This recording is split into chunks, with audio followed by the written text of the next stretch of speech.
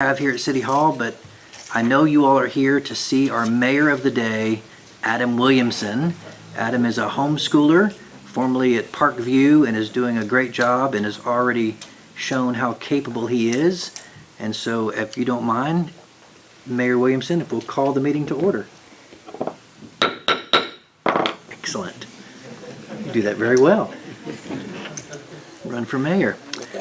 We've got a great 1 o'clock agenda scheduled, but I am very fortunate to work with incredibly talented men and women who run this city, and their talents are displayed on the screen to our right and to your left. And this is the Great Pumpkin Decorating Carving Smackdown. And as you can imagine, by looking at those pumpkins, what an incredibly difficult job. I think Councilman Webb and I were here at the same time and said, how do we pick? But there were selections, there were votes by the council, and those votes have been tallied. Miss Beverly, I'm going to ask for your help on giving these awards out. Mayor Adam, you want to join me down here? And this was not an official vote.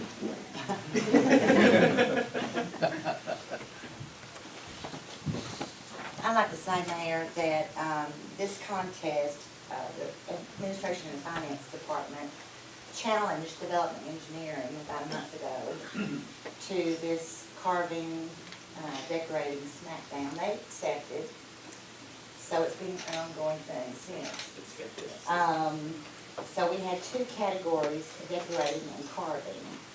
And we have one trophy, first place here for the decorating, and the jack-o'-lantern first place is for carving. We have some smaller pumpkins for honorable mentions. We had a first, second, and third place ribbons that will be given out, and as well as certificates. And I want to thank all of the staff for their support and the fun that we've had in doing this competition. I didn't have feedback that they'd love to do it again next year. All right, so we will begin, and Miss Beverly, if you'll help me and Mayor Adam figure out which ones to go. We'll start with the People's Choice Yes, Awards. sir. All right. People's Choice winners, the honorable mention ribbon goes to Taylor in Finance. Taylor.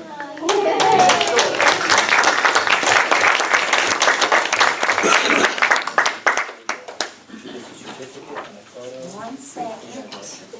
And which one is it? And R2D2. Taylor. This is Taylor. R2D2. May the fourth be with you. Let's see, Taylor. Taylor, she has a certificate and a ribbon. There you go, Adam, I'll let you give it to her. That's what mayors do. Thank you, Mr. Mayor. Way to go, Taylor. All right, and the second, actually, the People's Choice winner, honorable mention ribbon and pumpkin, Cousin Bougie by Kimberly Miller.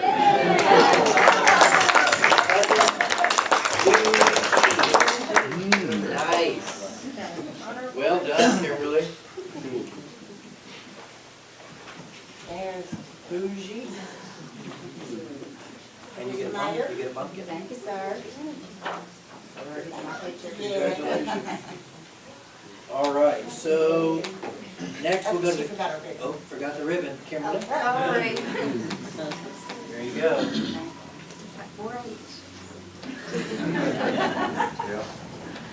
Carving category.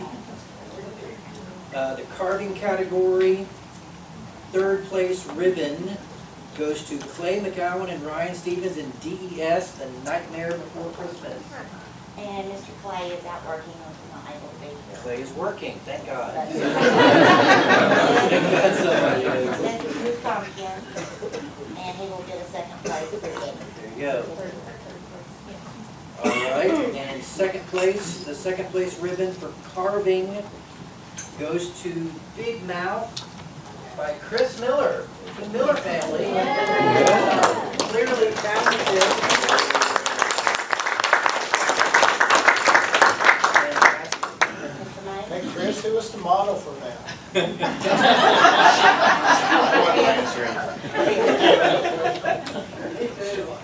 So David, and you wondered what it was. All right, and the first place trophy for the carving contest, Pumpkins theme was City Hall Finance Department, Rachel Clayton. Yeah!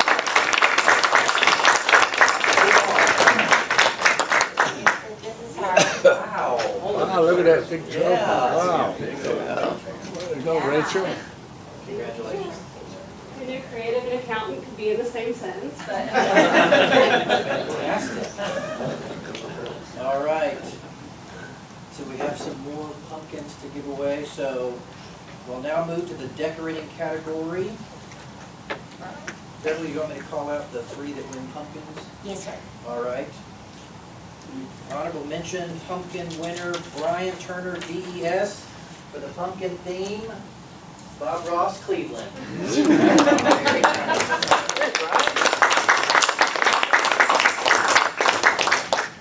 It's fabulous. Thank you very much.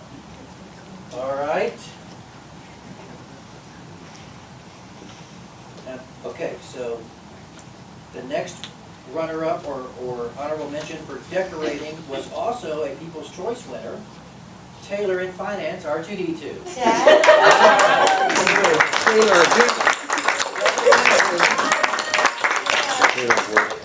You're the Jedi pumpkin decorator. still is. There you Did you go. hear that? People's Choice, Mr. Mayor said mine was the favorite. All right, and honorable mention number 3 goes to DES, the Scarecrow, Jonathan Joe. Congratulations.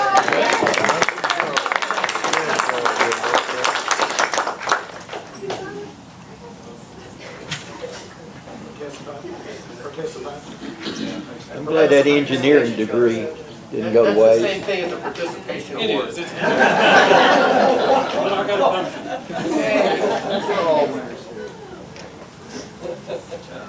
All right, so the 3rd place ribbon for decorating, also a People's Choice winner. 3rd place ribbon goes to Kimberly Miller for Cousin Bougie.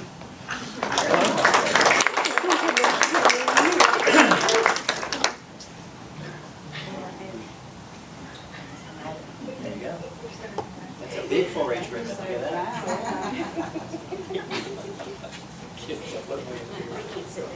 All Hey, right. drum roll, Mayor. Okay, Drum so decorating category, the 2nd place ribbon. Can you say that, Adam? Amanda Crow. Amanda Crow.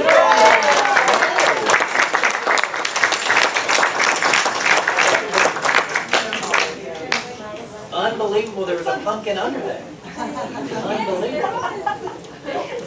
All right, ladies and gentlemen, the 1st place trophy, the winning decorating category. Annie Bryant. Annie Brown.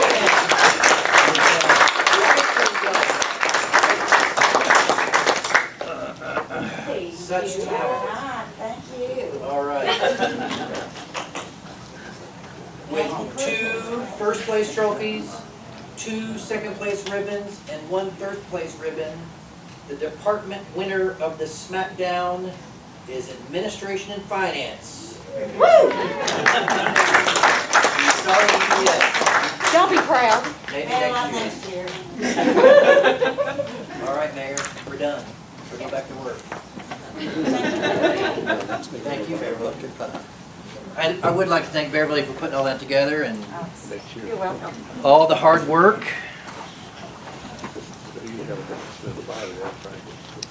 All right, the next thing on the agenda, Bev, do we have anyone here representing our proclamation? We do not. Okay. Adam, I'll let you stay there and kind of run things, and I'll come down here. Because this one's personal to me, and I would like to thank the staff for putting all this together, and the council for your support of this very worthy cause, the men and women of the council wearing the pink ribbons. We are declaring, as many of our colleagues already have, National Breast Cancer Awareness Month. This is an incredibly important thing to recognize. It is a personal recognition for my family, and I'm always grateful when my colleagues and my friends and neighbors in Cleveland wear pink. Beverly, thanks for putting the pink day together this past Friday. You're welcome, sir. Vice Mayor Johnson is dressed in his pink attire today to represent all of that, and I'm very grateful.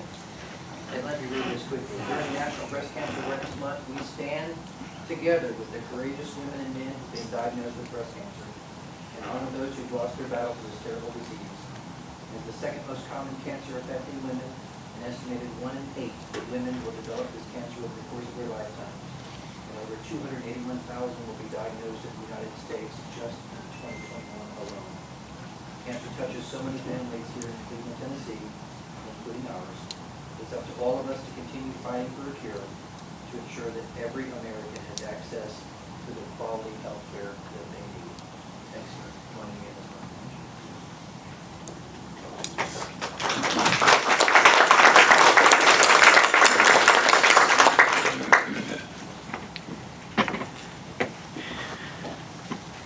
Adam, you're doing a great job. Thank you. Next on the 1 o'clock presentations and public comments, we have a request by Brittany Katz, who is the owner of Terra Running as well as Cleveland Coffee Market and is the race queen of Cleveland, Tennessee, handling, as I understand it, 2 marathons this weekend. I timed 2 races this weekend, one here in Cleveland, one in Chattanooga. So, Ms. Katz, you're welcome. yeah, thank you. Thanks for giving me a minute here. I just wanted to say thank you publicly to the city, the Cleveland Police Department, Lee Campus Security, but especially Sergeant Burke from the Cleveland Police Department with his help putting on the Cleveland Half Marathon and 5K on October 1st. So this was our 5th annual race. It was a huge success. It's a great celebration of Cleveland, and we couldn't do it without the Cleveland Police Department. So the Cleveland Half Marathon is one of 5 races that we kind of clumped together in Cleveland to celebrate the parks. So Patty Pettit from the Parks Department has sponsored our race series again this year. So she helped us purchase these really nice running hats that say 5 Points Race Series Finisher with the city flag, the state flag, and the City of Cleveland logo here. So if runners from anywhere, we get a lot of people from outside of Cleveland, complete 3 of 5 5Ks that are in Cleveland in the fall, they earn one of these hats for free. So we use this series to kind of support not only the Cleveland Half Marathon and the Thanksgiving Day 5K, which are 2 races that I put on, but also 2 local nonprofits. Junior Achievement Race to Achieve has a 5K fundraiser, and Willow Bend Farms Run for Their Freedom. So we kind of support all of these races. We work with these organizations to help them time and manage their races anyway. So we encourage runners to not just jump into one, but try to do at least 3 of them. The 5th one this year, we came up with, because I had already called it the 5 Points Race Series, so we needed to come up with the 5th. It's a virtual race, and it's been really successful. We called it the Explore Cleveland Virtual 5K. So people register online, it's $15. They're challenged to run a 5K anywhere in Cleveland. So the idea is that you find a new park, you run somewhere new, you send us a selfie and a screenshot of your map where you went, somewhere new, tell us a couple sentences, and we've posted all of those pictures on our window on the corner of Ocoee and First Street. And people have shared that they're running in new places and they're checking out new parks. All the money goes toward a kids running camp that we're going to put on next summer, and then they get a $10 gift certificate to the store once they send me a selfie. So that's one of the 5Ks too, and yeah, it's just really done a lot for encouraging people to explore the park. So we just want to thank the Parks Department, the Cleveland Police Department. We already have people from 7 states registered for the Thanksgiving Day 5K. Wow. So I can't take all the credit.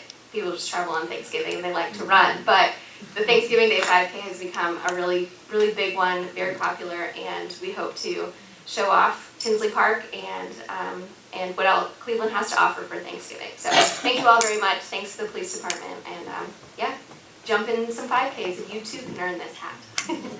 Councilman You Estes? closed the Thanksgiving race at 500. We have had, we will close it at 500, Just, yes. I mean, that's how popular it is. Yeah. We have a race that has to close down because of capacity.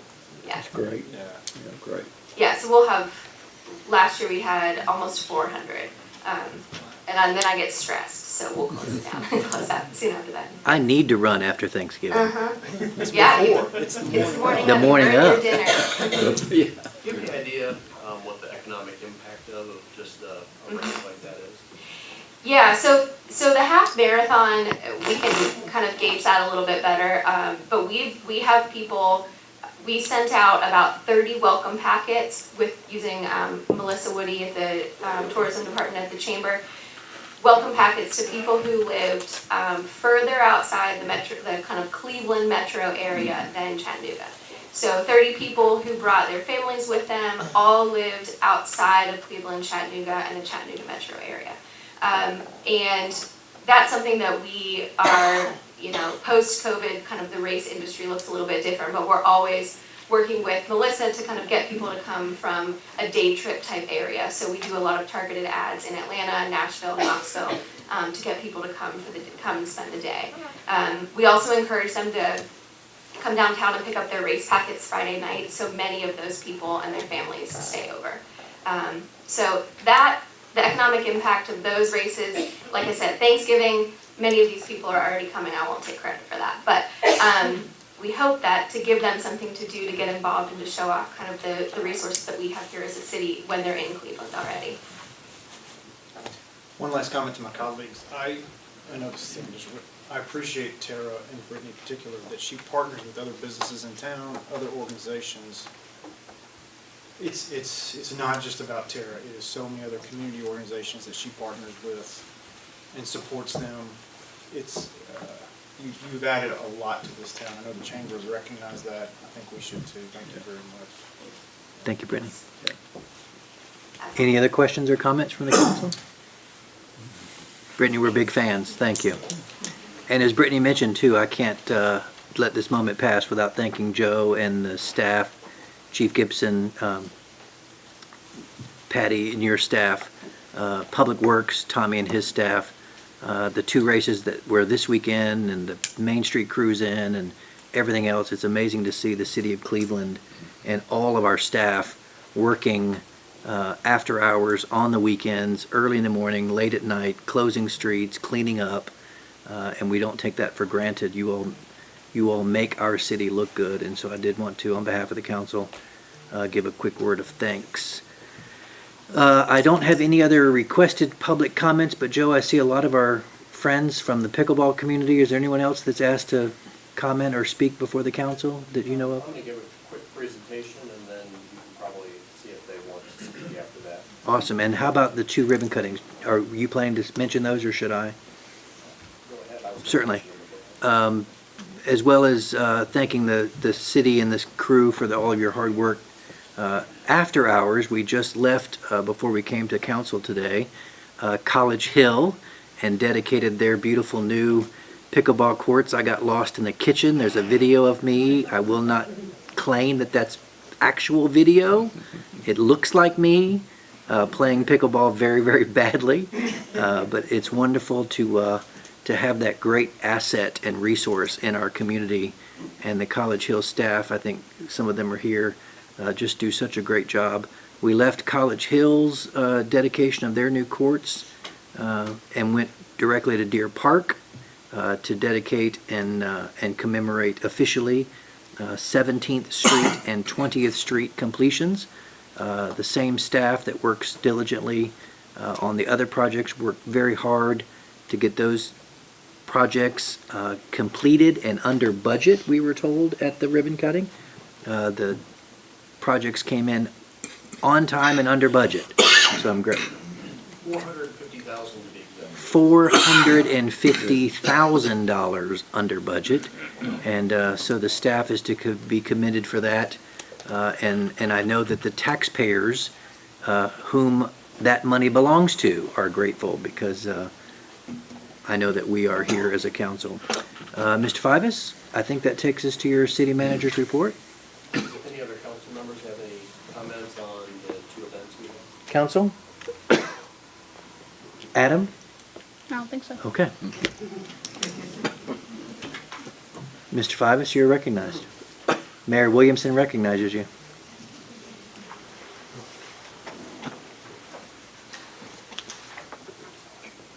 Thank you, Mr. Mayor and City Council. I'm going to start off today with a kind of a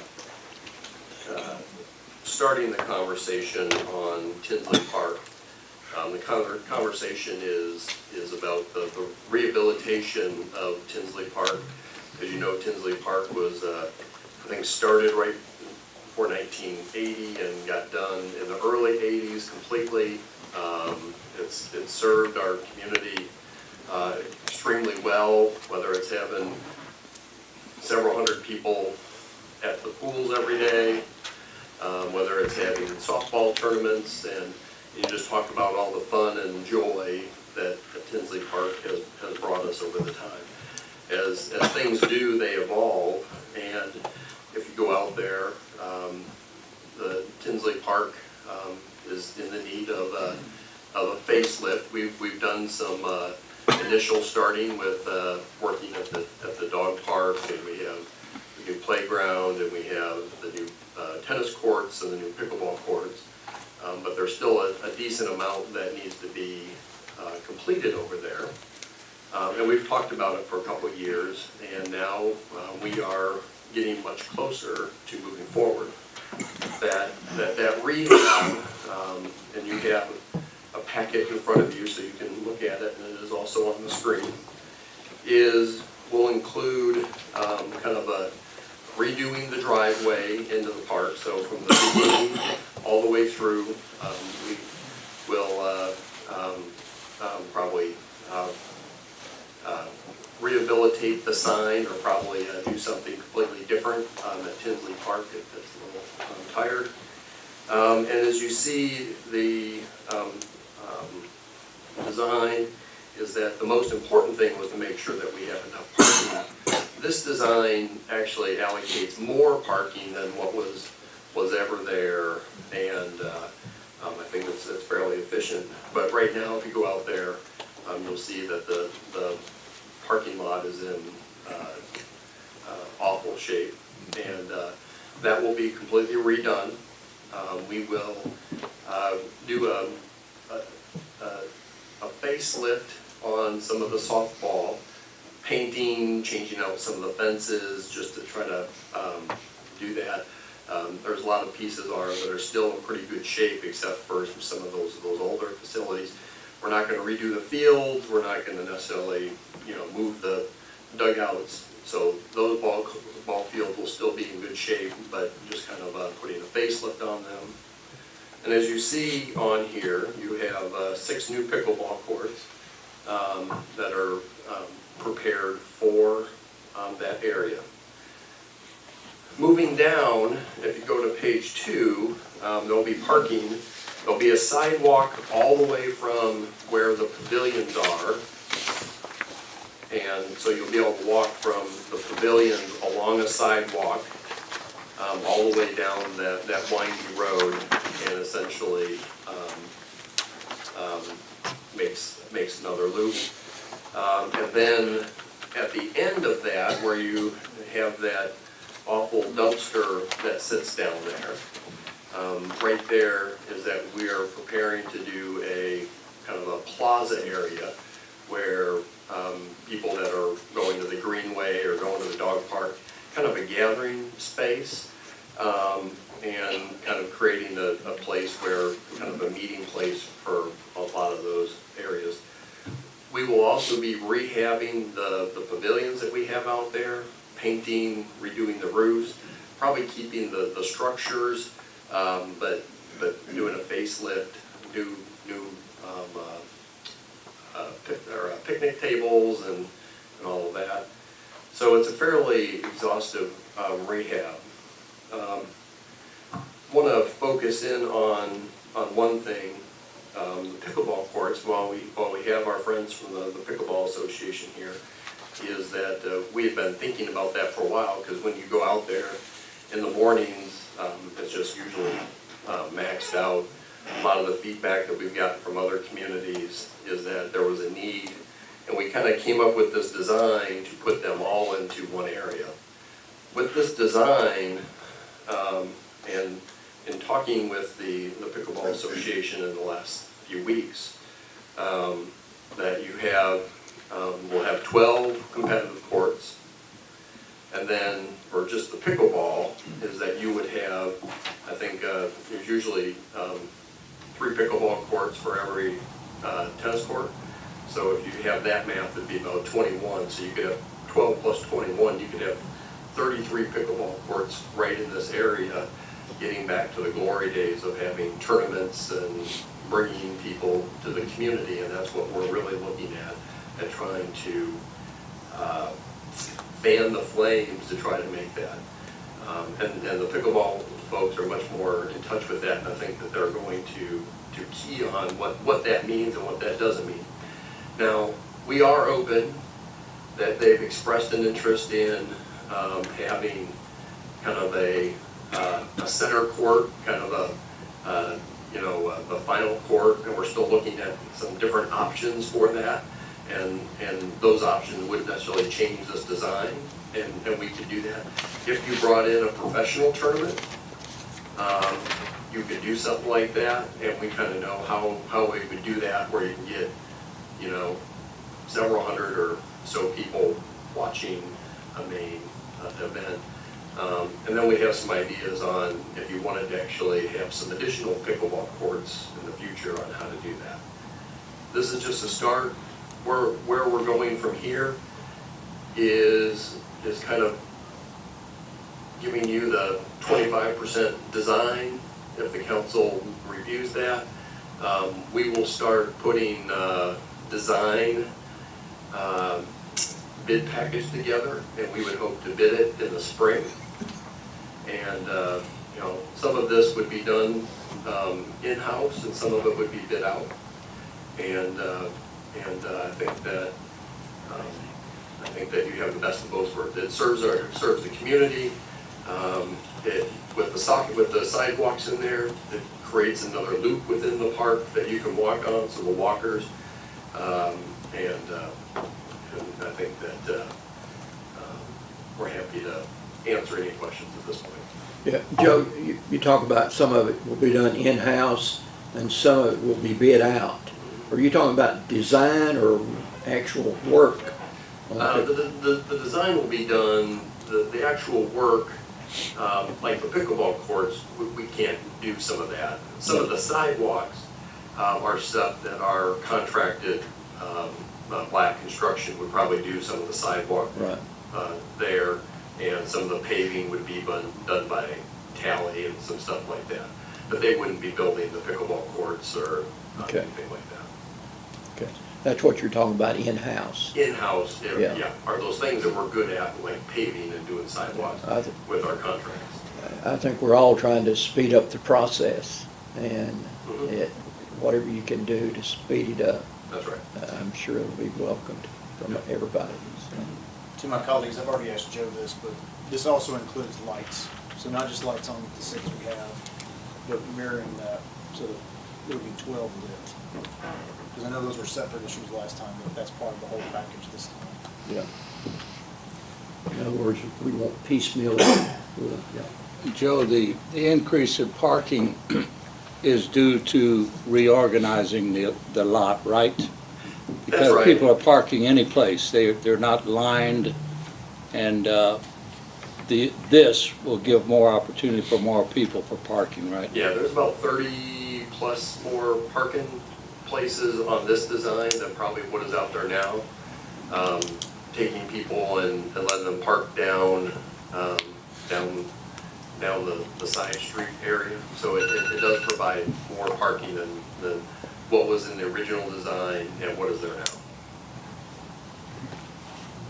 You know, on parking, what about overflow on parking? If you are Patty, or if you got a softball tournament going out there and a pickleball tournament, what would you do with the excess parking? Where would you put those people at?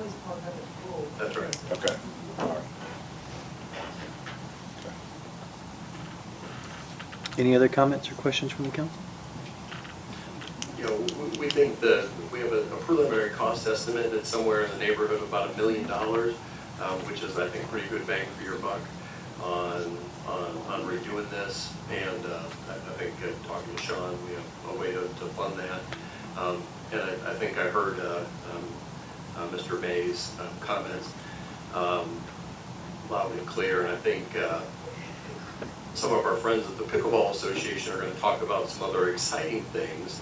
And I think I think some of those exciting things are going to drive us to get it done faster, and to be able to do that. So, you know, Joe, I'm not telling you anything you don't know. When Tinsley Park was opened, of course, softball was in its heyday. And Tinsley Park was one of the best facilities in East Tennessee. So we drawed the tournaments, and we drawed all the people coming in, spending their money in Cleveland on the weekend. And I hope when we go to pickleball that it will be the quality that, and I know nothing about pickleball, but I'm hoping that it will be the quality that will pull people, and that we'll have a facility that people from out of town will want to come to tournaments, spend their money, and make everybody happy. Yeah. Well, I think the quality we have out there is pretty strong, except for the parking lot, of course. But we agree with that, and we'll be working with them, the association, on the final design. You'll see a final design before we go out to bid, and you'll know kind of what we're thinking, and we want to put a premium on quality.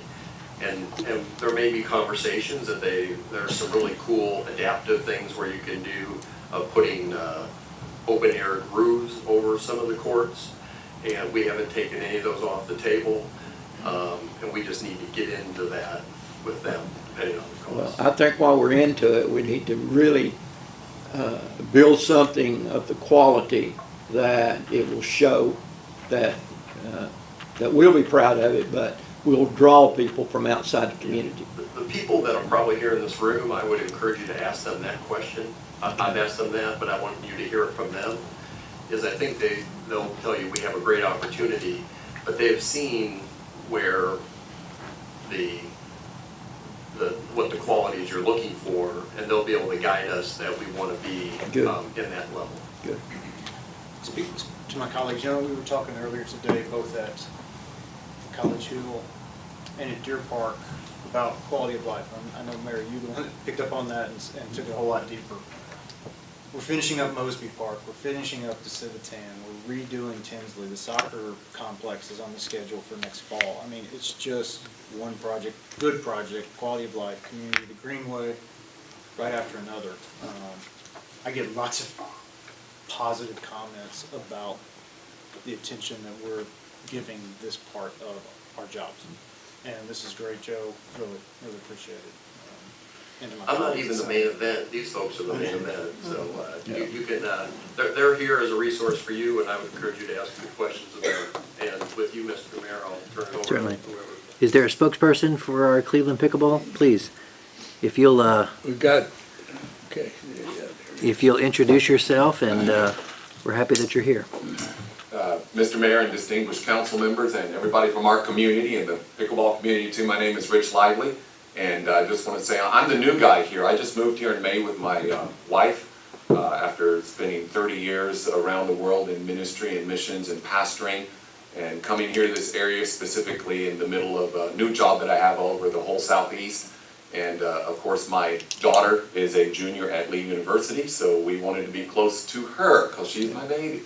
And so now that we've moved here, my wife and I both decided this is home for us, and we never want to leave until they put us in one of those homes they put some of us in someday. But before that happens, we love Cleveland. We love this area. We've fallen in love with it. The first night I was up here signing papers on a house, we were living in Athens, Georgia at the time, in an interim while we were selling a house in Florida, and my wife was ready to go back to Athens. She met me here. I came from a job site in western Tennessee, and I said, honey, I'm going to just hang out and see if I can find some pickleball players. And I just drove around till I found them and met some of these wonderful people that are here, and the rest is history.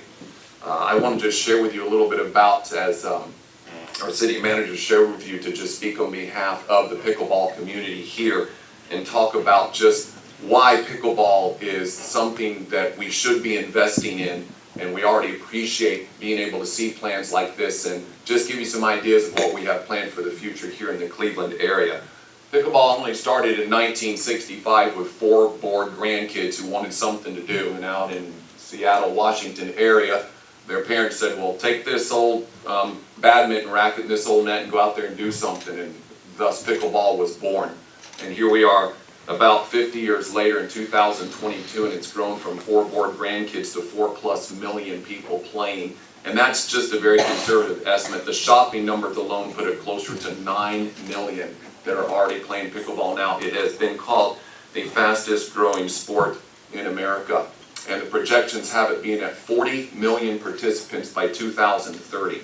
So we have about 7.5 years to get to that 40 million people, and it's probably not going to be hard to accomplish. It's a physical challenge in good ways. You can be as moderate or as exertive as you would like to be in this sport. It's very social. It's very interactive and not isolatory. Every time you go to a pickleball court, you meet a new friend, and you have people you get to hang out with and exchange numbers. I travel all over the Southeast. In fact, I'm usually gone Monday through Thursday, and every town I go to, I find someone, find a pickleball court, either give lessons or show up and play, and it's a wonderful sport that you can find anywhere you go and meet new friends. Back during COVID, as we knew we all had to go through that, there was some opportunities that happened even for pickleball during that terrible time for our country and our world indeed. I'm going to share with you very quickly 5 what I call growth points. First of all is pandemic growth. In 2016 to 19, pickleball saw a 7% growth. But during those 3 years of the pandemic, it grew by 21% because people just wanted something to do. They got outside, they picked up a paddle, they found that it was a nice, easy sport that they could pick up, and then they realized the intricacies and how advanced it can get as you keep moving up in the levels. This past year it grew another 15%. In that same time frame, tennis grew by 4%, and badminton and table tennis saw a decline. Why do I give you those sports? Because most people say, what is pickleball? I don't know what it is. And you say, well, it's kind of a cross between tennis, badminton, and table tennis. And now as the mix of those all together, what comes out in the mix is this thing called pickleball, which is engaging so many people.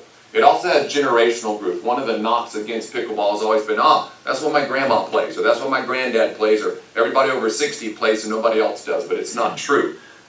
Between the ages of 6 to 17, we've seen the participants now are at 21%. In fact, the #1 female player in the world who just won again this weekend is 15 years old, and she's beating everybody. At 15 years old, she's already #1 in the world. From 18 to 34 years old, you have 29% of pickleballers are playing at that age. 35 to 54 is 20%, and then 55 on up, you've got the other 30%. So it's not just for grandparents anymore. We're seeing this grow all over the place, and the market for it is very real. We also have what's called concrete growth. Nationwide right now, they estimate about 38,000 courts. Now that sounds like a lot of courts, except that the 5 million or so that are playing conservatively, you know what that means? That's 131 people per court. That's not very many courts when really only 4 can fit on a court. So you've got 131 people fighting for each court right now to play pickleball in this country. By 2030, with the growth, it's estimated that we're going to need 230,000 courts nationwide to accommodate this explosive growth of this sport. Right now, as you saw on those maps, in Tinsley we have 6 permanent courts and 22 or 21 temporary courts that could be used for tournaments if we brought in nets and put down tape for lines and then pulled them up at the end of the week so the tennis players could have them back. A typical morning and evening, as our city manager alluded to, we have 60+ people trying to fit on 6 courts. So now even in our little ratio, you've got 10 people per court and people still waiting with their paddles on the ground hoping they can get a game in. Another growth point is economic growth. Other cities are seeing the potential of adding it to their fiscal budget for their parks and recreation. Let me just give you 3 quick ones. Redondo Beach, California just approved $65,000 for new courts. That's kind of small. Lincoln, Nebraska just approved $200,000 to put some new courts in. And the gym right now that all of us know about in the South is over in Alabama in Opelika. They invested $650,000 and they made pickleball the steak on the plate for their parks and rec. They said, we're going to dig deep and we're going to host national tournaments here, which they do in a great way. And now they are realizing over $2 million a year in economic impact to that local community because they've invested in pickleball. In one tournament week, the numbers tell us this. The average per person daily expense coming to a town to do something like a pickleball tournament is about $150. That would be your hotels, that'd be your food and your retail. And when you add all that up, at $150 a day, and to a tournament that we feel like we can run at Tinsley with 600 participants, and let's just say they stay 3 days, some stay longer than that, you're looking at an income of $250,000 for one tournament. That's a pretty significant impact on a local economy when you look at it that way. You run 4 of those a year, which we can do quarterly, you're looking at $1 million of income. Now I know that's not all going back to the pickleball courts, that is going to hotels and restaurants, but you can see the impact of doing 4 major ones and even doing smaller ones as well. In 2019, the APP Tour was established. That is the professional tour that I'm part of. I play on the professional tour when I have my opportunities. I travel around this country and play in different tournaments. I'm being asked to play in a lot of national ones all the time. I'm qualified for nationals. Last year I won the Senior Olympics in Florida in doubles for men at the highest level. I achieved a ranking as high as the top 10 in the world in singles in professional pickleball. And that's what I love to do. I don't make enough money off of it. I still have to have a day job. I've got to pay for my daughter to go to league. But on top of that, I play a ton of pickleball. I love being an advocate and an ambassador for this sport. And what I'm excited about is, I've already spoken to the director of the APP Tour. A few weeks ago I was playing his professional tournament in Atlanta, and I said, hey Ken, what would it take to get the APP Tour to come to Tennessee?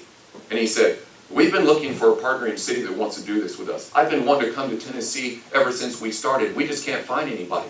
And I said, sign up Cleveland, I want to be part of this. So I talked to Ken Herman, he said, let's start talking. I've had several emails with him already. 2023, the docket is already full for the APP. That's fine, we need some time. But 2024, we're in negotiations now. If all of this goes forward, to bring the APP Tour, which is the top pickleball professionals in the world, to come play here, as well as all the amateurs who like to come.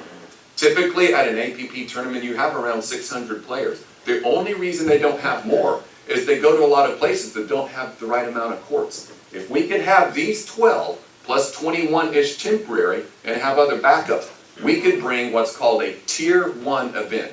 APP has 3 tiers. Tier 1 is the best, the biggest, the most money, the most prestigious. Every pro wants to play in the Tier 1s because they get the most television time, advertising dollars, and the most payout. They have level 2 and level 3. I asked Ken right away, I said, if I can get this many courts for you, what level could we have in Cleveland, Tennessee? He said, Tier 1 right away.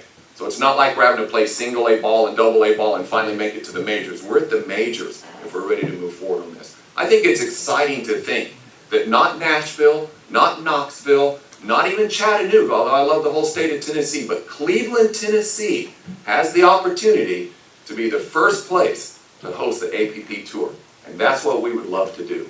Now the rest of my wonderful players here and all of us together that love this sport would love to help all of you enjoy this sport. I see about 8 of you there, that's 2 courts worth. Free lessons anytime from me as a certified teaching professional. Tracy Watson as well as here, some of our players that are really good that would love to have you come out.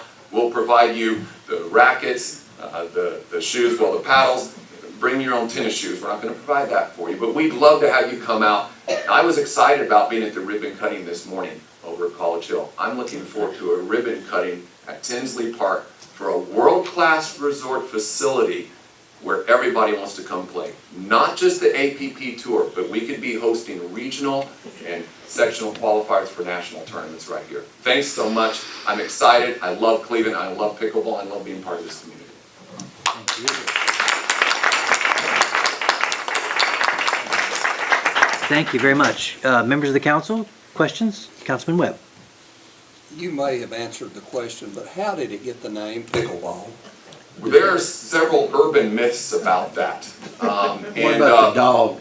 Yes, one of them was about the dog named Pickles. That's an urban legend that could be true, may not be true. There used to be this thing called a pickle barrel, and a pickle barrel is where just everything got thrown into, and it's got a little of it. It's kind of like your junk drawer in your house. So since pickleball is one of those mixtures of all the sports, some people say that's how it started, but nobody knows for sure. I've read the history books, and some people say, oh, it's Pickles the dog who used to chase the ball for those 4 grandkids, and others say it's because of the pickle barrel of things being put together in a pickle barrel. That's a good question, though. Thank you. Any other comments from the council? I have just been sent an invitation to the Monster Smash. Yes, from next weekend. A pickleball player in Collegedale sent this to me, inviting me to the tournament here in Cleveland. Yes. So I'm thrilled to to stop by. Please do. One of our challenges now is that we do have great times to play, and paddle stack is what we call it, but we'd love to have more leagues. We'd love to have some more dedicated courts off to the side for giving lessons. You heard that demographic of teenagers are the biggest draw. That's the next generation we need to be training. We as a local rec park department should be able to offer junior clinics and junior tournaments where they're just playing kids their age instead of having to go out and play someone old like me or some of the others here. It'd be great for kids to do that. So we'd love to offer a lot more. If we had the courts to do it, we would. Mr. Fivas, you had a follow-up question? David, did you have a question first? No, I'm good, yeah, a very good speech. Thank you. Yeah. We had talked briefly about having some type of canopy system. There are some decent things. Tell us what, as we evaluate that, give the council your thoughts on having, what the benefit of having Yes. that facility over like 6 courts or something like that. Yes, sir. So I've played on both tours. The PPA and the APP are both professional tours. I've played on both. And every time we go somewhere, the different venues present different challenges. One of the favorite venues for a lot of the pros, believe it or not, is in Griffin, Georgia, south of Atlanta. It's a beautiful complex there with 24 courts, and 4 of them are covered. What does that provide? Well, anytime there's bad weather, guess what? You don't have to cancel. You can at least keep going. You still have 4 courts that are covered by what we used to call a tabernacle. Not necessarily completely enclosed, but just the canopy, the roof, and the lights and the beams. We don't want to take anything away from the wonderful tennis community. I used to be a tennis pro. I played a high level of collegiate tennis and then pro after that as well. I love tennis still. But we have 2 courts that run in line with the 6 that are there now, and as he shared with us earlier, those 2 courts equal 6 pickleball courts, with plenty of room for pros to play on and anyone the like. Those 2 courts could be turned into 6 pickleball courts with a canopy.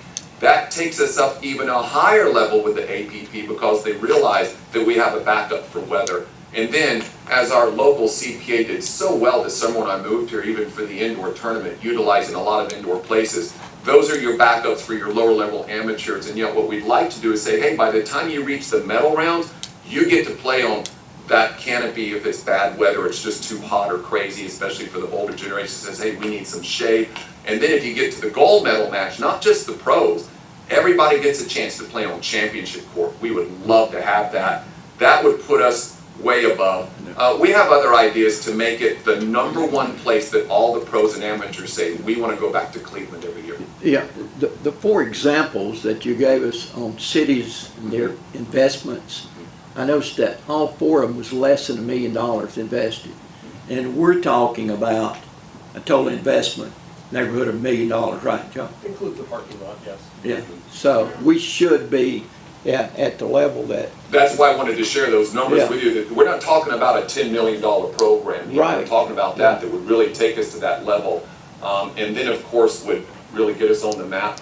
All I'm waiting for is to see how this goes forward. And then in the spring of 2023 to really start the negotiations with the APP, of course, with your blessing and permission. I just wanted to get the ball rolling as someone who's excited about bringing it here. If it was just you and I sitting there talking about it, are we headed in the right direction? Or if we want to be the place for pickleball in the state of Tennessee, should we think about doing more? And that's a tough question. You're asking the pickleball pro who wants to see it even bigger. The crown jewel of pickleball is in Naples. The U.S. Open is held in Naples every year. I played there a few years ago, was fortunate enough to get some gold medals there as well. And that is where everybody wants to go play because there are 48 courts just for pickleball and a stadium court. That's like the crown jewel. Everybody wants to go to Naples, Florida.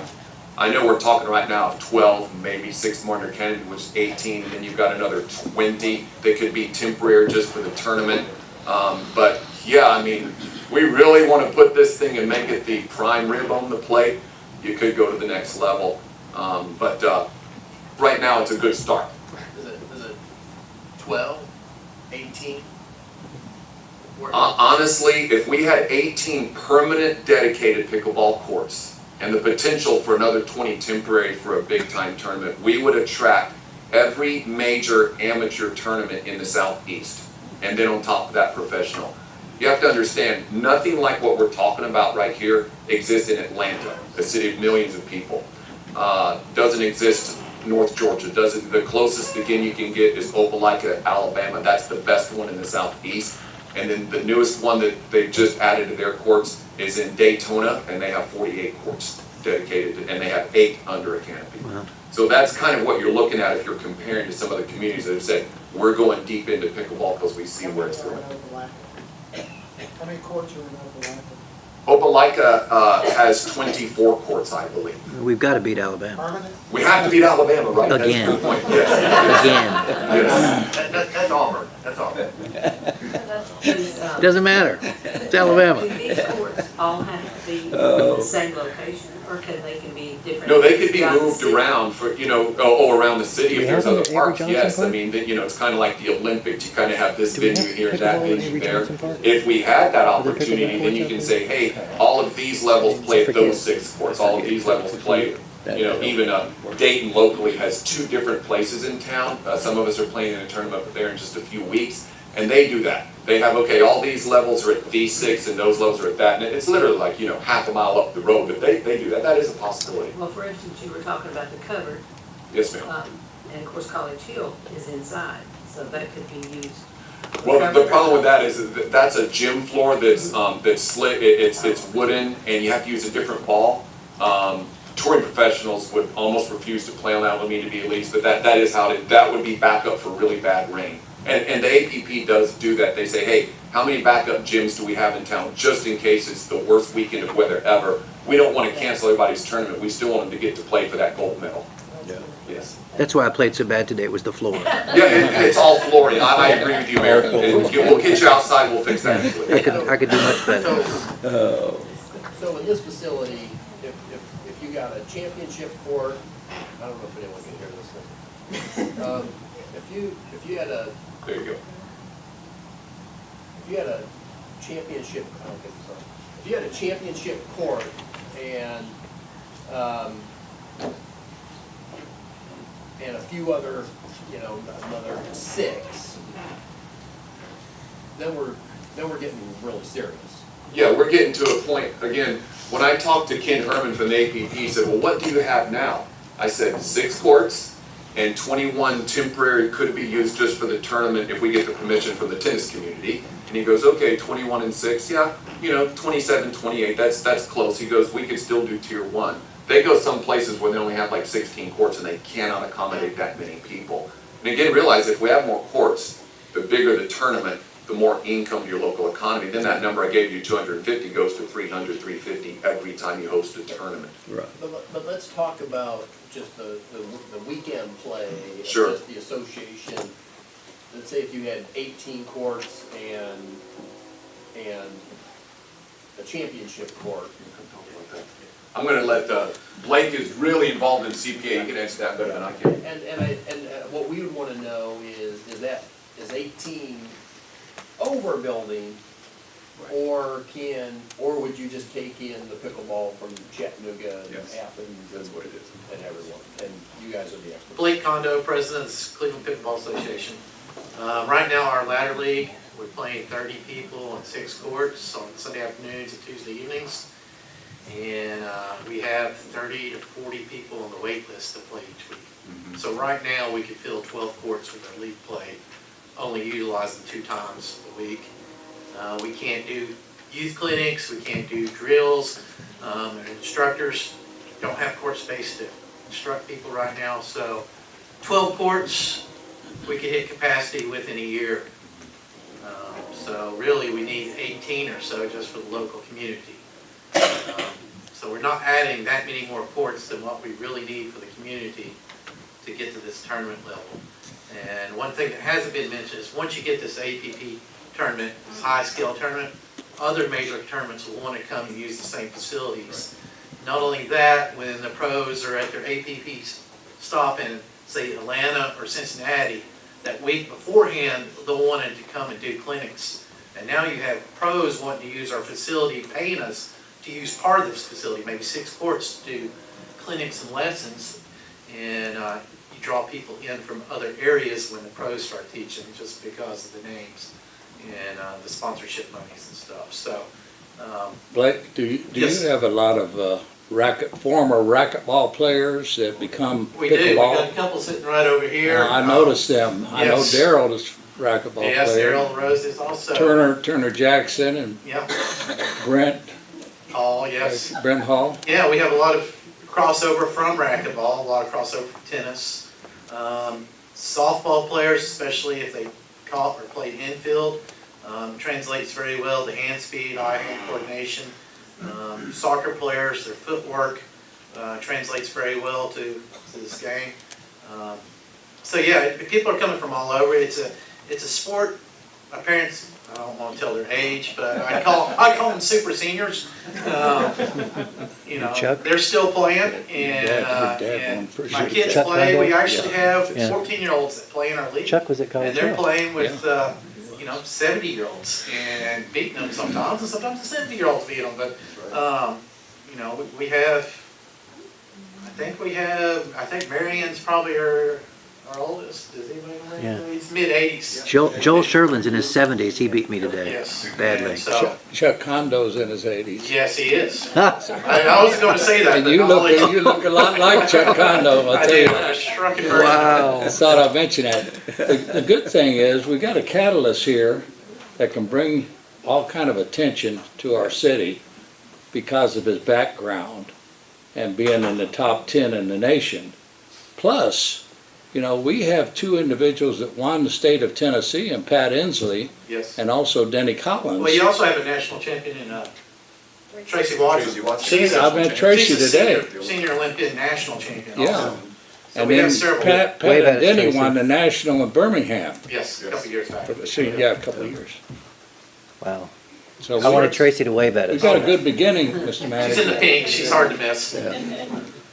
Now, the 6 courts that we have out there, are they considered decent quality courts for pickleball? Yes, we get compliments all the time on the quality and the way we rotate through and try to get everybody into the game. It really speeds things up when you have people waiting. It just, you know, it's fair versus people first come, first serve.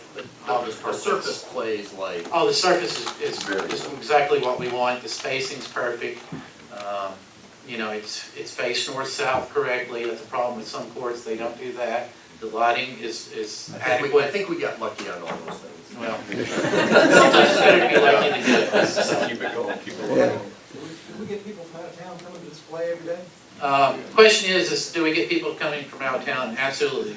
There's people that come up to play recreationally from Chattanooga and other places, Dalton, Athens, even from Sequatchie County. We occasionally get people coming in to play. And when they come in, they fill up their vehicles with gas, and a lot of times they go to Aubrey's next door afterwards and eat.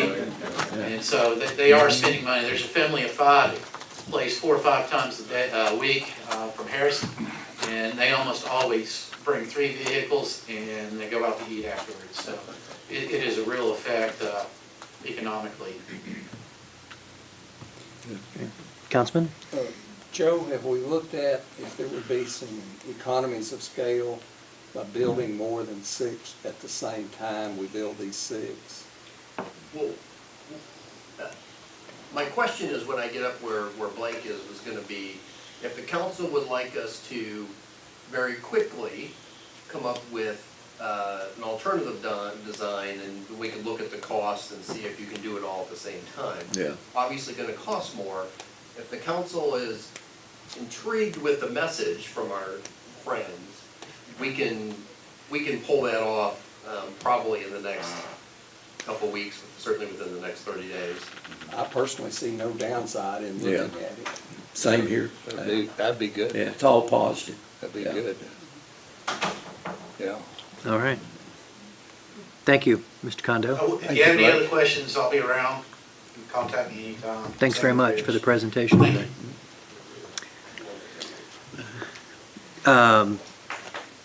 Yes.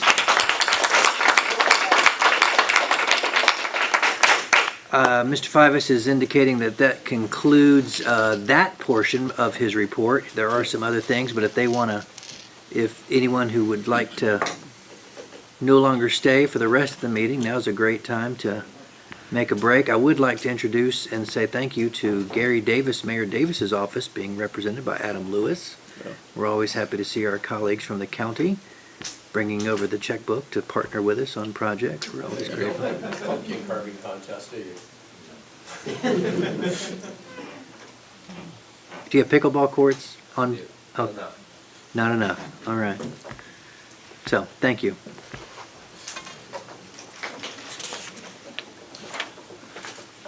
All right, now,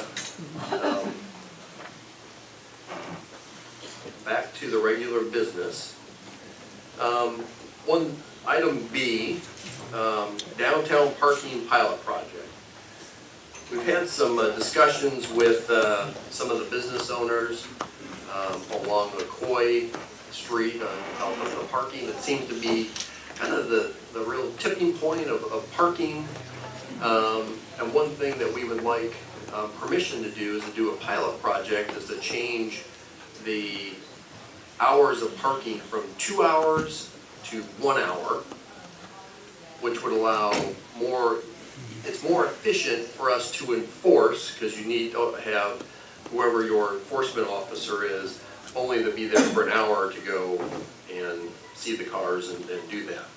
Again, we don't know if it works all downtown, but we wanted to go and to look at that, because there's some issues right in that area. Honestly, mostly, Sharon here, I saw Sharon. Oh, there she is. That there seems to be a little concentration of some parking issues right there.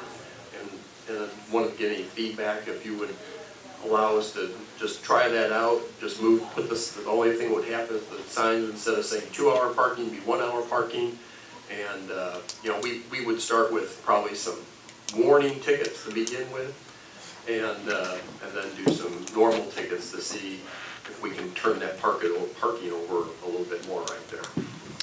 So, Joe, if we do that, we can enforce it Right away. I mean, I think, right away. yeah, I think if people are used to 2 hours and then they're gonna say, well, you changed the sign on me, is we'll say, hey, this park, you know, we'll advertise, and we'll put, with Sharon's help, we'll go and drop little flyers off to a lot of the businesses and folks down there. But then after a month or so, then we'll start writing tickets. Okay. What, will that be all of downtown? No, Or- just Ocoee, just Ocoee. from First to Central, and I'm sorry I didn't articulate that. From First to Central, it's heavily parked throughout the day right there. Mm-hmm. It's a lot of people that work down there that are parking in the street, and we would like them to turn over or go park in the parking lot. Mr. Fivas, could I request, I've gotten, and I think other members of the council have gotten, businesses on the next block, which would be Inman, if we took it, instead of stopping at First, there are a couple of businesses that have approached the city council about parking in front of their businesses. We actually lost a business on that block. If we could extend it possibly one more block. If that's what you would like us to try. So, The only thing, that was our original thought, and I want to share what if there are some restaurants in there that an hour gets tight for restaurant visits. So you don't want to go 2 hours, but if you want just to try it, we're happy to try that.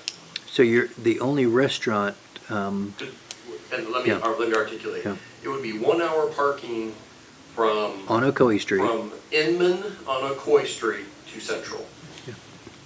because you can park for 2 hours on First or Second or Central. Yeah, I think, is Brittany still here? She is not. She should be the expert. But, Yeah. I mean, we could, I think we've had enough feedback from business owners and people downtown that I think this is a great move forward. good. Everyone comfortable with that? And we will drop off flyers in the downtown and let people know, and if for some reason it doesn't work, then we'll reevaluate it and bring that back. Do you have any thoughts? Sharon? Just that the Main Street Board discussed it, and Judge submitted it, and the businesses were agreeable to Do you have any questions, Mayor Adam? So Sharon's saying in the back that at the Main Street Board, the board was agreeable with that. So. Yeah. And we'll keep you updated on that. Have good news to announce that our e-lock on parks restrooms is 96% completed. You have electronic locks that automatically close at nights on all the Greenway restrooms. It's on Blythe Oldfield. It's on all the Tinsley facilities. It's at Fletcher Park, and I'm sure I'm forgetting some. But essentially, they're timed electronic locks that lock. We haven't had any vandalism since we've implemented those in those situations. And I think that give a lot of credit to Councilman Hughes, who originally brought up some of those questions, and it took us a little bit longer to implement, but I think that that was a good suggestion. One issue we do have is that some folks have learned how to rig it if they want to get in there at night. They put some paper over it or something, and we're trying to how to have countermeasures to the electronic locks. But The cameras are coming. and we're coming down, and, Yeah. and the cameras are coming to probably even help that even more. Yeah. The amount that we pay on restroom rehabilitation is approximately how much a year, Patty? It just about takes up our whole maintenance. Which is? 50,000. Yep. So when you get a lot of these, is that this is probably some of the better money that we spent as far as doing that. Some years are better than more, and I give Patty and her team a lot of credit for, it took us a while, actually what the delay was finding the right technology of the right system that can be unlocked. There's a lot of systems out there, and it really took us for the Avery Johnson Park one that we did a lot of tests, and we figured out how to make that system work, and then we've replicated that, and I think that's good news. Was there one I forgot that we haven't done yet? Deer. Deer. No, we've done deer. We've done deer. Anyone that we haven't done? Stuart Civitan, but. Stuart, no, we shouldn't say that in public. Okay, I'm kidding. So we have one more to go, and that's at Civitan. So, any comments, questions, concerns about that? Joe, what time does the locks 10. activate? 10. Just for the public's knowledge, I just want to make sure I was aware. 10 o'clock? Okay. Yeah. And if they somebody's in there at 10 o'clock, after 10, can they get out? And get out. Okay, all right. I was just making sure somebody wasn't going to be stranded. Go spend the night. Somebody banging on the wall or door, just wanting to get out, so, okay. This must be recreation day, because our next item is disc golf. We want to have kind of a exhibit for disc golf. Some of you have probably a little more familiarity with disc golf. It's a wildly popular sport in Georgia, South Carolina, North Carolina. It is coming this way. There are a number of courses around us. We don't have is you throw the frisbees and there's little baskets, and we are looking to try to engage the council on having a disc golf. I will tell you that this isn't even my idea. It is, we had a number of residents come to us and say, we want to have disc golf in Cleveland, and they were going to be here tonight. I said, well, we'll set up and we'll talk more about it a little bit later. But one of the issues when I've talked to many of you about this is some people said, oh yeah, that's a great idea. Some said, I've never seen it. So probably in the next couple weeks, we're gonna set up a little opportunity to go out with some professionals, and they can show you what it's about, and we'll probably do that at Fletcher Park. And we'll bring Kevin and the cameras. I did want to follow up, and I know most of the pickleball organization left, but just like the Cleveland Pickleball Association, there is a local disc golf association, and there is a national, of which in Cleveland, Tennessee, there are 89 dues-paying members of the National Disc Golf Association. 13 of those, we have one here, so I hope these numbers are right that I'm being told. 13 of the 89 dues playing are national level champions. That there are 13 award-winning disc golf players. It seems to be, just like pickleball, something that we seriously need to look into, because they bring tournaments also, and this is such a non-invasive way to build a course. It's a walk in the woods. It's a walk in the woods. I was blessed, my youth pastor where I grew up built a disc golf course, and that was sort of where we went. And like Joe said, it's a walk in the woods. It's just a fantastic, passive way to spend a great afternoon. Councilman? How much land area does it take? Do you? You Yeah, already know? I've heard two numbers, Ken, so I don't want to get this wrong. You're the accountant, and I hate to give you bad numbers. I've heard anywhere between 5 and 13 acres. So it's not a tremendously large area, and can be incorporated in some of our other parks. There are ways along the Greenway, along Tinsley, along Fletcher. There are ways that we can work this in to land that we already have. Again, as Joe said, it's posts and baskets, and you lay out the course, and I can't wait to take the council out. We'll just play. I'll tell you, in a previous life that I was involved in, is we built one disc golf course, but we had 20 within a half-hour drive. There are some areas that this is wildly popular, and we see it starting to get even more popular. So I think it's something certainly to look at. But probably the next couple weeks, I think you'll enjoy it. It's easy, and Don't dress like this. don't. It's tie optional, and we'll kind of show you what it's about. Next item, unless anyone has any questions on that, we do have our Parker Street redevelopment project. We have invited the county school board. We've invited the Brandley County Commissioners. We've invited Lee University leadership to join us on November 14th. That's Monday, November 14th at noon, to have that ribbon cutting. And we'll see you there. One thing that we're starting to ramp up is a solid waste agreement. Our solid waste agreement does not expire until January 1st, 2024.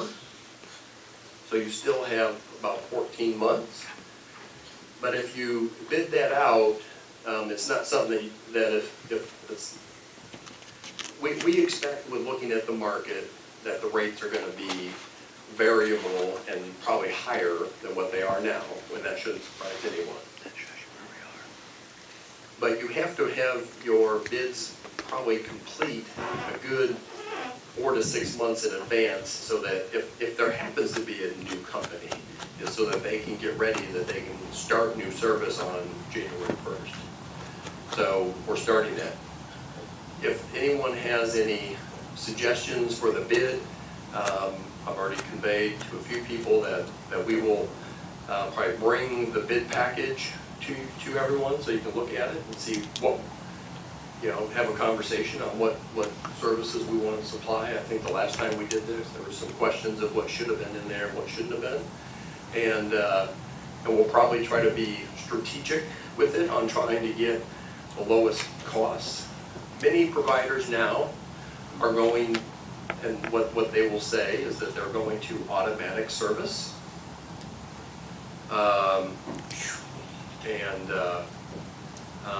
And that's something that we'll have to decide whether that works with our infrastructure. We have some narrow streets and some homes that are close by that makes that tricky.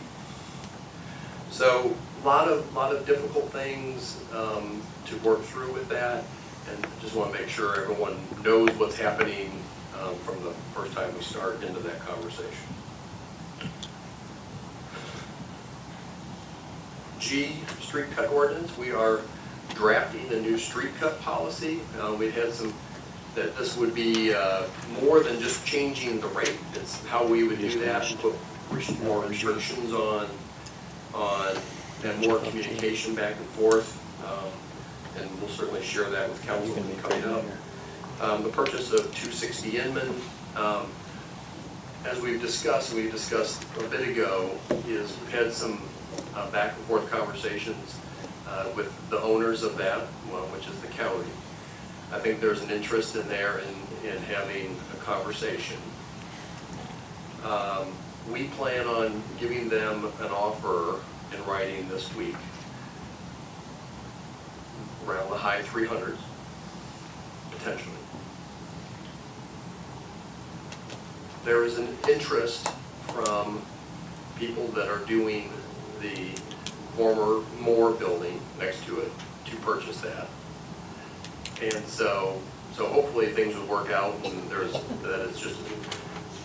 it's hard. The county can't just go and have a conversation with them, because just like we can't, it gets a little more difficult. So there's a lot of pieces moving with that. But I just want everyone to know that you may get questions on that question about how on getting that teed up and trying to partner with the county on how to make that transaction happen. Today, Jim Sharp Park, on your agenda is the RFQ, selecting a designer. The state requires us to have a designer. It's Kimley Horn, which was selected by our team to do that. The next part of the process, we might take a few weeks working out an agreement with them. Then we would bring back that agreement for the council's consideration. The other issue involves the county as well. There's an issue with the title to one of the pieces of land. If you're long ago, there was a sanitation district right there that sat right at that river. Since that time, there is an agreement that was given legally from the sanitation district to Cleveland Utilities. And I've talked to Mayor Davis, and we need to have them. I think all the T's and all the I's need to be dotted on that. And John Kimball has done a lot of work in trying to figure out some of that. But that will require them taking a proposal for us to abandon that. And what's the right word, John? It's an old sanitation district. The agreement between Cleveland Utilities and the sanitation district said that they would approach, once they transferred the assets, which they have, they would approach the county commission about dissolving the utility district. But apparently that never happened in the 80s because there's no record of it in the county commission. So they need to officially dissolve that. And we'll work with them figuring out how that's done. I don't believe that it's an issue, and we just need to do all the pieces that need to happen there. With that, Mr. Mayor, that's the end of that part of my report. Great. Mr. Lewis, did you pick up on those two comments that we appreciate your consideration on? Thank you. Let's go over the review of the agenda, our lengthy agenda. It's just a lot of words, there's not too much there. We have a public hearing to start off, is to hear public comments concerning a request for the property to rezone 0.55 acres on Clearwater, from R1 to R2, a property located on Clearwater Drive, approved unanimously by Planning Commission. Item B is another public hearing to hear public comments concerning a request by the property owner to zone 1 acre from IH to CH for property located on KPD 40. Item C is a public hearing to hear comments concerning a request by Maverick Development for consideration of ordinance to zone 80 acres from RA, R1 to CH to PUD 40, plan unit development for property on North Lee Highway. This was approved 8-0. I give a lot of credit to this developer who really worked with us quite well and came up with and worked with the Planning Commission to make some modifications that met everyone's needs. Then you have item D, public hearing to hear public comments concerning a request by Barry Engineering for an ordinance to amend PUD 41, which includes 54 acres to include 12 townhome units that are allowable uses and reduce the minimum lot size from 750 to 5,000. Item E, public hearing to hear public comments concerning the request of Cleveland to amend the municipal code, and that is the street, sidewalks, and drainage to include sidewalk construction and requirements for all development and redevelopment projects. I'm going to let Robert come up and talk about that when we get to the voting for it at the end. And he can give you a little bit of information. To hear the public comments concerning the request from the City of Cleveland to amend the municipal code, remove sidewalk construction requirements to conflict. Item previous is the new code. We needed to amend and remove a couple requirements, and so the second vote would essentially is paired with that, and it completes the whole change. Item G, public hearing. Public comments concerning a request from the City of Cleveland to amend code, section 2.15.2, include cryptocurrency mining as a conditional use, in section 1.6 to define the cryptocurrency mining. Then you have, then you're on your consent agenda, moving through some of these rather quickly. You have items that you'd already voted for, rezoning of 0.5 acres, 0.54 acres located at Mouse Creek Road and north of Coy Street. You have final passage of amending the Cleveland Municipal Code to clarify accessory structures, item which has already been voted on. Then you've already voted on C, which is allowing a pre-submittal meeting for plan unit development. Item D is authorizing the mayor to sign an agreement with TDOT for Greenway Phase 6. Again, yeah, still moving that project forward, and I think that's Gott Street and that are probably the next state projects that are going to go, and I think we're okay with where we're on that. Resolution 2284 authorizing the submission of the Public Entity Partners Driver Safety Grant. We do that annually. Resolution 2285 authorizing the submission of a Public Entity Property Conservation Grant. This grant, by the way, will help fund our pilot project for the Greenway cameras that we're going to talk to in a moment. Then we have Resolution 2286, which is the mayor to sign an agreement with Caring Place regarding the American Rescue Act funds. Resolution 2287 authorizing the mayor to sign an amendment number 8 with TDOT for the multimodal access project. That's the Dalton Pike. They need an extension for time. All the rain that we had in the spring has delayed that project somewhat, and they're still chugging along and doing a nice job. Resolution 22-88 authorizing the submission of a grant application to TDEC for the State Water and Infrastructure Grant Program to provide the required 15% match. Let's take a moment and talk about this one. This is the $5.7 million that the state has given the city for doing work in stormwater or utilities type activities. We've agreed to split it 50-50 with Cleveland Utilities. The city's $2.7 million is going to be used on funding Michigan Avenue and 20th and Minnis Road alignment and redoing that intersection and widening it out and fixing a lot of the stormwater problems in there. So that's one of the projects that's going to be done. Number two is we'll fund the Carolina Pond project out of that. Jonathan, when is that supposed to start?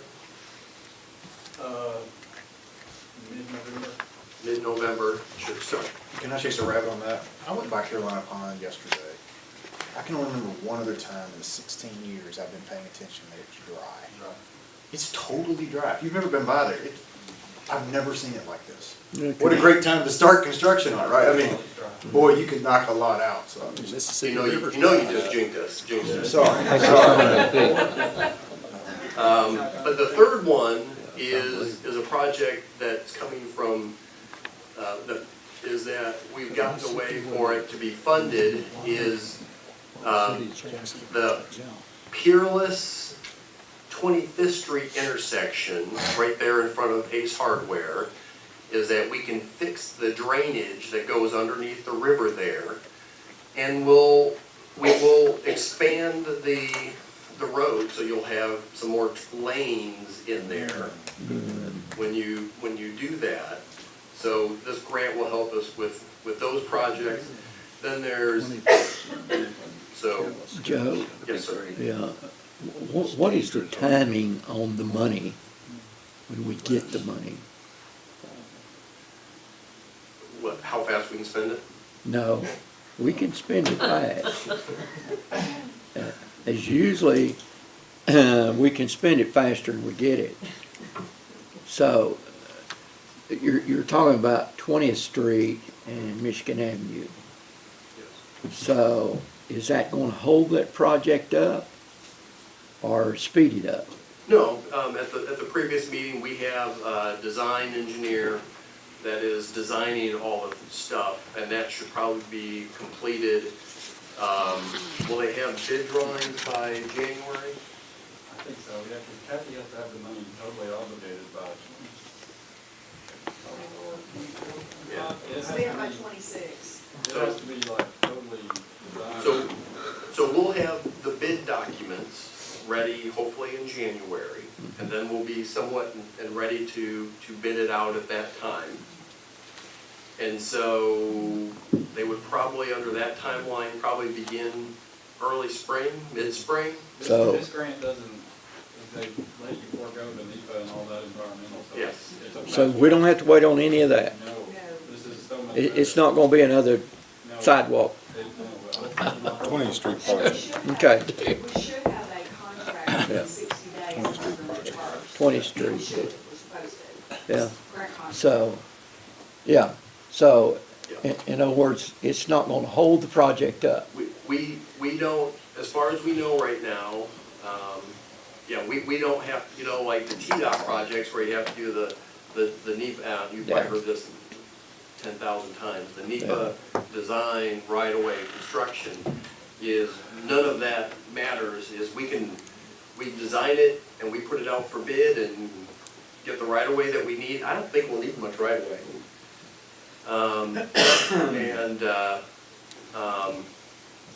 And go from there. So that's one of the efficiency parts in that. And that's what also makes using this money with Peerless and 25th Street, is because you don't have to do all the NEPA stuff. You still have to get the right regulatory permits, right, Jonathan? That's correct. That's correct. Correct. And so we'll probably want to stay out of doing a individual permit. Yeah, we'll think about just a regular A-Ride. But it will be widened out enough that you can get those couple more lanes, and then also helps. So are we talking about covering the open drainage? For a small section, and then the rest of it would be what we call stream bank restoration, where it's eroded the stream bank and it looks real bad with all those scrubby trees. Right. We would fix all that and make it look better too. Okay. Yeah. And Cleveland Utilities has that, and they have a program that they're working with theirs. I believe that they're spending it on a plan and doing some water improvement upgrades. So when you vote on that, the important part is I need to tell you there's a 15% match. Cleveland Utilities will pay the 15% for theirs, and we'll pay the 15% for ours. And we'll do that. Kathy, there's some complexities with this, is that Kathy, along with the Southeast Development District, will help keep us square with this, because this is a little bit different way that we do projects. But I think we're ready to go, and I think we're excited to get these projects. Okay, good. Just wondering. Thank you. Good question.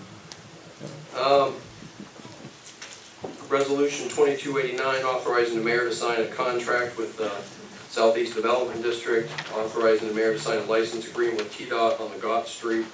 I guess for some reason TDOT wants a license agreement with us for a piece of right-of-way on Gott Street.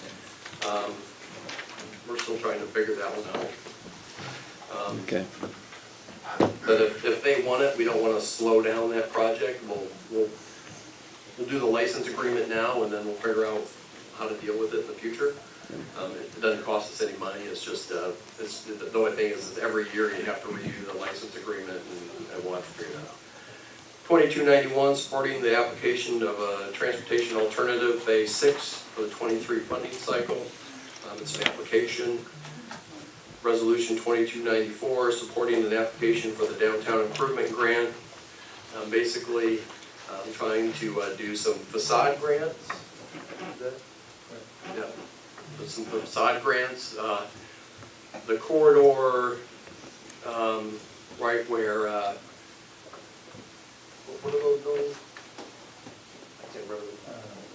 Alana is the property. Speak up. Alana is the property. Yeah. So right across the street from where the fire station is that we would be able to redo some of those facades in there.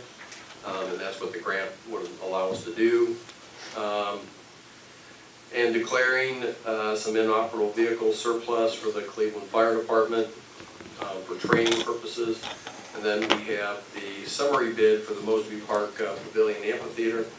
This is it's a pavilion during the day, and if it needs to be converted, I give a lot of credit to Brian Turner and Jonathan for coming up with a design that allows it to function, that people can go have a picnic, and then if they wanted to have a music festival or just do a movies in the park or something that you can use, you can set up to where it sits up higher, and there's grass out in front of it that you can change that. And certainly willing to answer any questions on that. Bids came in higher than what we wanted to, and that's the same thing we're seeing on everything. Items A is the appointment of vice mayor, and then B, C, D, and E, and F are all, and G are all public hearings that we discussed. Then we have an H, and then we have a pilot project for the Greenway cameras on Green, that we have a company called Verkada, that they are doing Greenway cameras. They have one that will look vertical down a Greenway and be able to see that. They have some more high-powered telegraphing, and then they have another type of camera. We're going to try all three to see what the purpose of them. They also have a LPR system, and we're going to just look and see what the product looks like. The police department has been investigating that, and we think that they should at least take a look at this equipment. This pilot project will be paid for with that grant. Our goal is, if this works, is to then bring back a proposal after the first of the year, if it works, to do the entire greenway so that live, that you'll be able to see what's going on in Greenway Park, or anywhere on the Greenway. You'll be able to remotely watch it live, and we've talked about that. One issue that we're trying to work through is that you need to have electrical outlets at them, and some of the electricity is what wattage? It's 277 voltage, which we need to see how that interfaces with these cameras. It would be better if it were 110, so that's one thing that we're working with Cleveland Utilities on. I think they have some of them that are 110. But anytime they've got a three-phase system set up, they could put a transformer in to put it down to single phase, so that it'd be compatible with equipment. Or an adapter. That's Huh? Or an adapter. Yeah. Either way. Well, the adapters don't work well. Yeah, and Unless they get too high. Yeah. And that's exactly what Chris told me, and I couldn't remember No, what the smart okay, words yeah. were.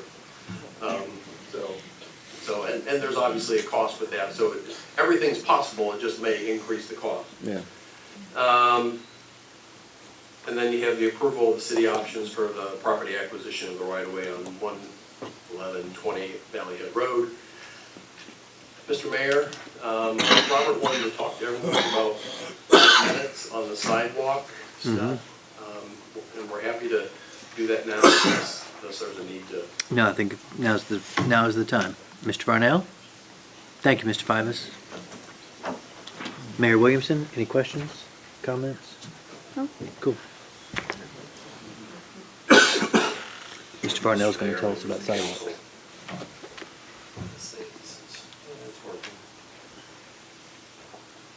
Okay, so as you all know, the Planning Commission in September passed a sidewalk ordinance, which is in front of you all today. We've got the public hearing on it.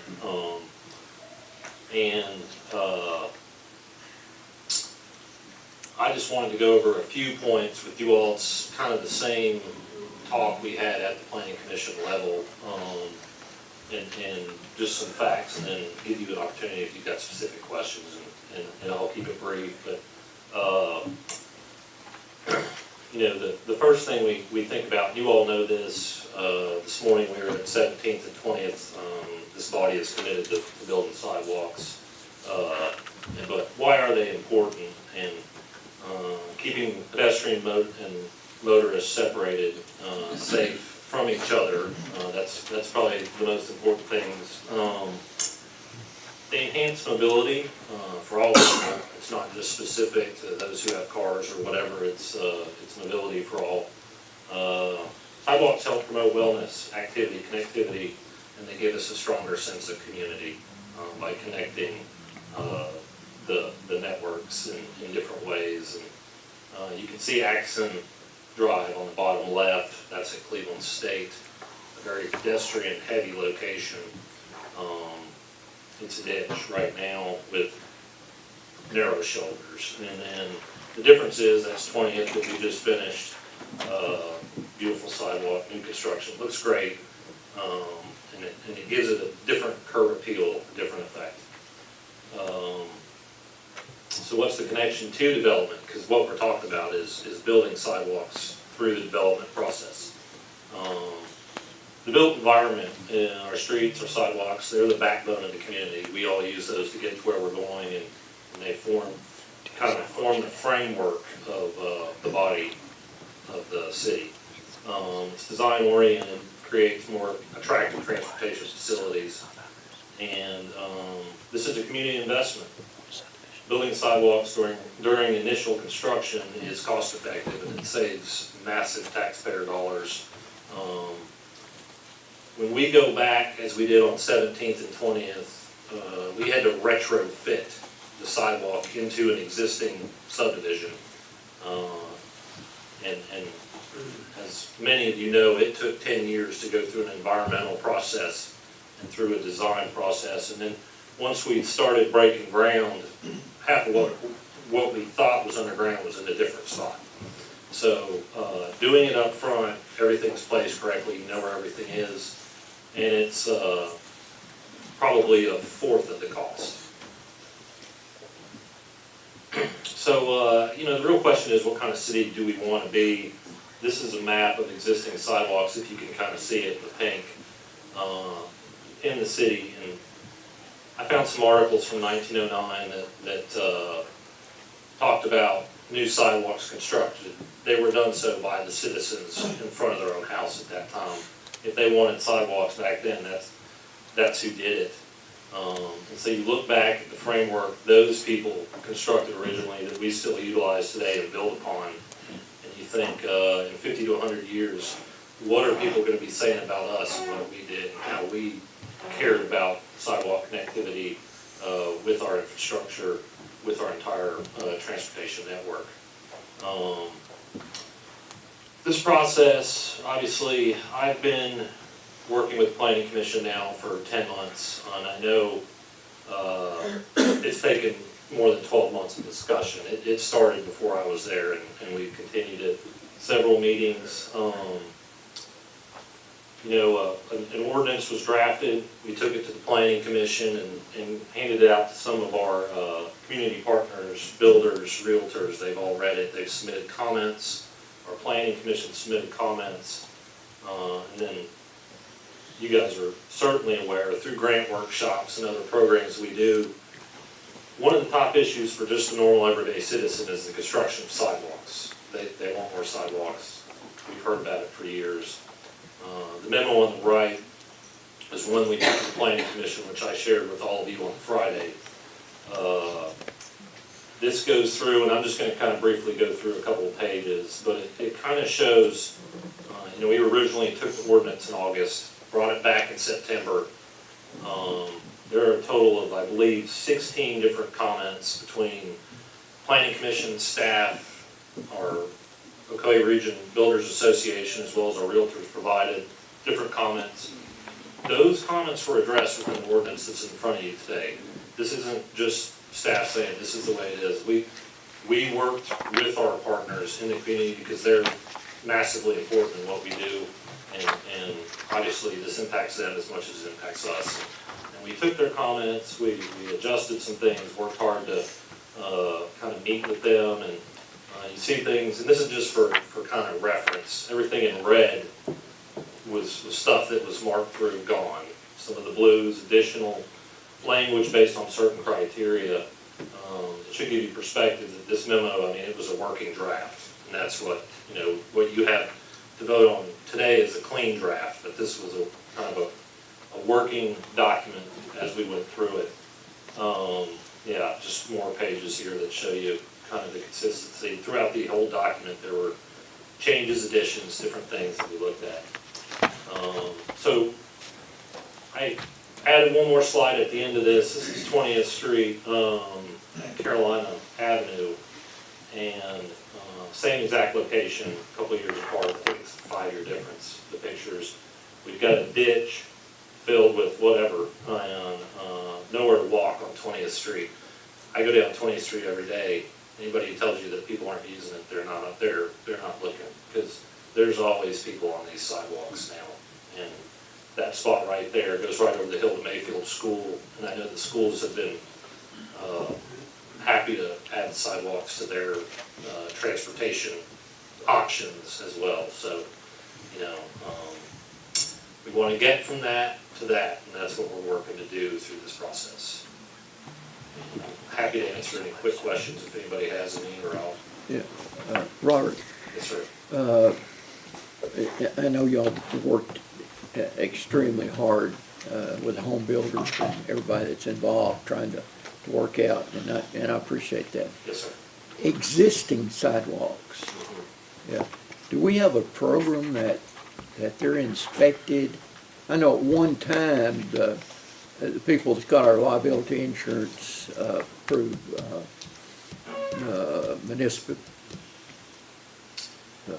Yeah, TML? TML, municipal. Yeah, and I know at one time they recommended that annually that we have an inspection. And I know the city and public works are extremely good. If someone calls that they've got a bad sidewalk, we turn it in, they're right on top of it. That's correct. Yeah, but then I talk to people and they say, well, I walk, you know, and there's a lot of cracked sidewalks and you know. This And for certain. I say, well, you know, give me well, they're all over town. Right. So, Right, you know, I don't, I know that our transportation department, has been doing surface transportation, kind of a review of that. Sidewalks are included in the discussions we've had on how deep we get into it, and reviewing our existing ones. And then, but we've also talked about, kind of organizing a way for people to get on our GIS platform, which is available on our website for anybody. You can drop a comment, things like that. We're looking at good options to improve that ability, but we do look at them.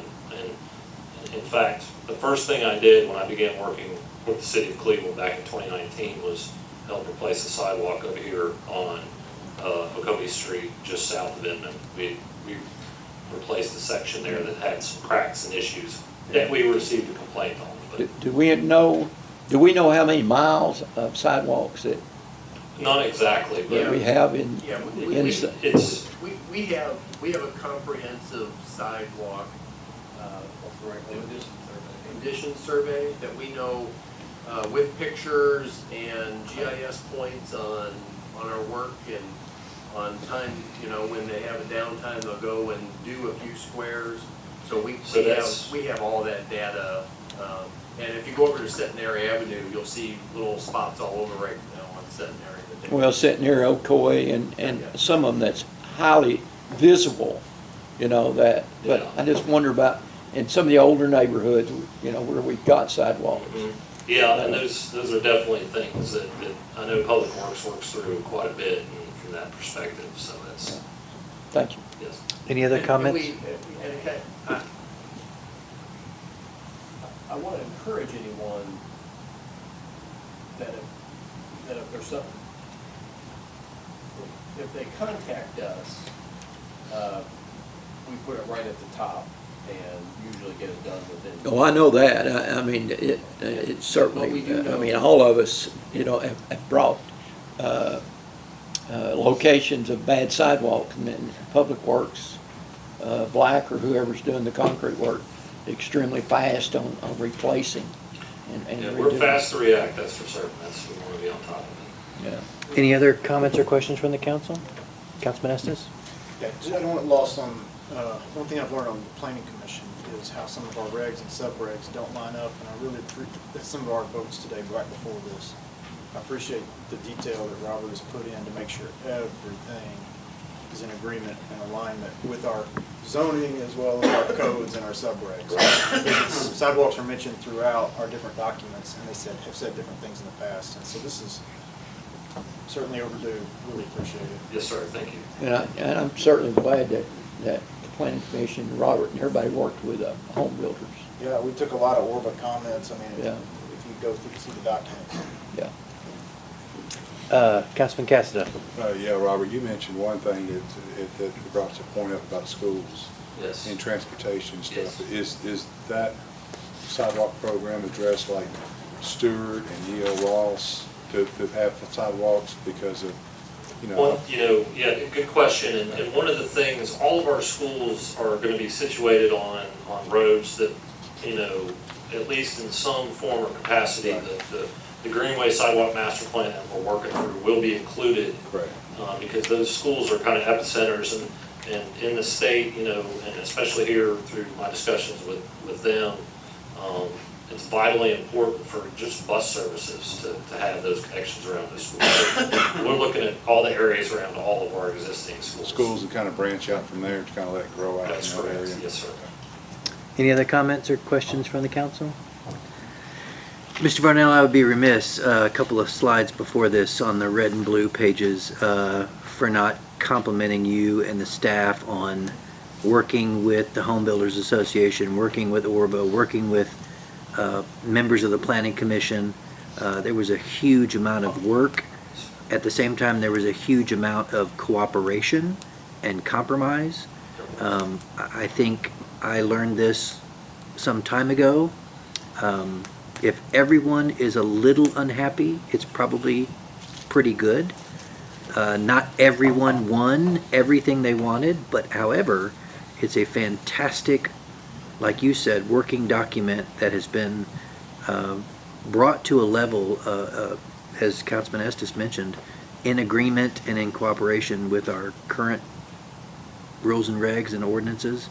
It's a huge amount of work that went on behind the scenes for many, many months. And it's a team effort too. Well, A lot of people put their hands on this, it was collaborative. I'm very grateful to the Planning Commission for getting it to us, and I just wanted to compliment your staff and the work that went into getting this done.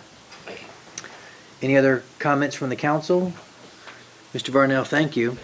The next item on the agenda for the 1 o'clock work session is the is the reports from City Council. I have had a motion from Councilman Hughes that this be moved to the 3 o'clock session. Is there any objection to the reports from council? I have a second from Councilman Webb, so we will make that to the 3 o'clock. I don't have any other announcements for the 1 o'clock work session, other than I would like to thank the mayor for the day, Adam Williamson, for doing a fantastic job as a 5th grader.